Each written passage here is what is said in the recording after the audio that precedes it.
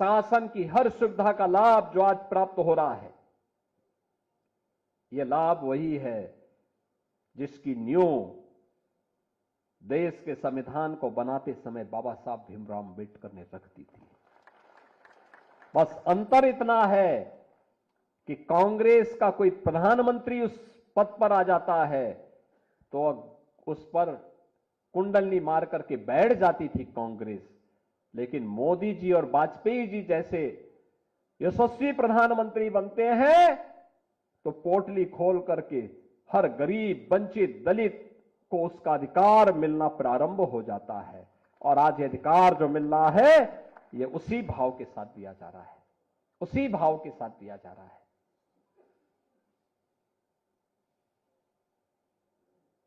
हर व्यक्ति को न्याय मिले,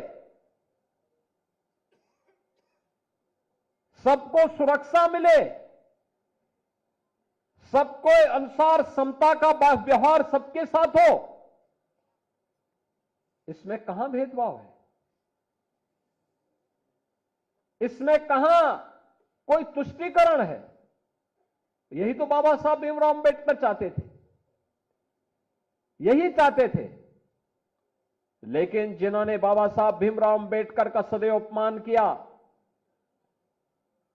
जिन्होंने बाबा साहब भीमराव अंबेडकर के जीते जीतो उनको अपमानित करते रहे और उनके न रहने के बाद भी कभी उन्हें सम्मान नहीं दिया, आज वे लोग संविधान की प्रति लेकर के घूम करके बेवकूफ बनाने का काम कर रहे हैं,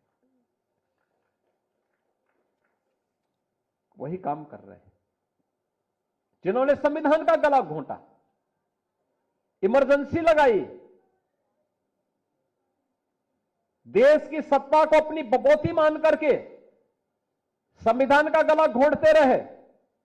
वे लोग आज संविधान का ठेका लेकर के घूम रहे हैं। और इसीलिए हमें इस वास्तविकता को पहचानना होगा। 75 वर्षों की ये शानदार यात्रा को, ये बाबा साहब भीमराव अंबेडकर के द्वारा उस गौरवशाली भारत के निर्माण के लिए जो नींव रखी गई थी, आज उस नींव को पुख्ता करने का काम, मजबूती के साथ उसमें एक भव्य भवन बनाने का काम कोई कर रहा है तो प्रधानमंत्री मोदी जी कर रहे हैं। और उस अभियान के साथ हम सब मिलकर के सहभागी बने, इस विश्वास के साथ मेरा संविधान मेरा स्वाभिमान के रूप में इस यात्रा को आगे बढ़ाने की आवश्यकता है, क्योंकि यही संविधान है जो हमें स्वाभिमान के साथ जीने की प्रेरणा दे रहा है, एक सम्मान के साथ जीवन यापन करने की प्रेरणा प्रदान कर रहा है। और उस अभियान के साथ हम सब जुड़ रहे हैं। भारत से पहले इंग्लैंड में और अमेरिका में लोकतंत्र आ गया था, लेकिन वहां वंचितों को अधिकार, वहां पर दलितों को अधिकार, वहां पर महिलाओं को अधिकार भारत से बाद में मिला है, क्योंकि वहां पे बाबा साहब भीमराव अंबेडकर जैसा महामानव नहीं था।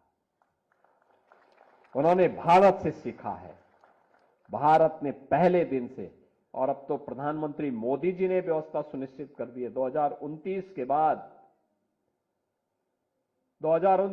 बाद 1/3 सीटों पर सांसद और विधायक बनकर के महिलाएं जाएंगी।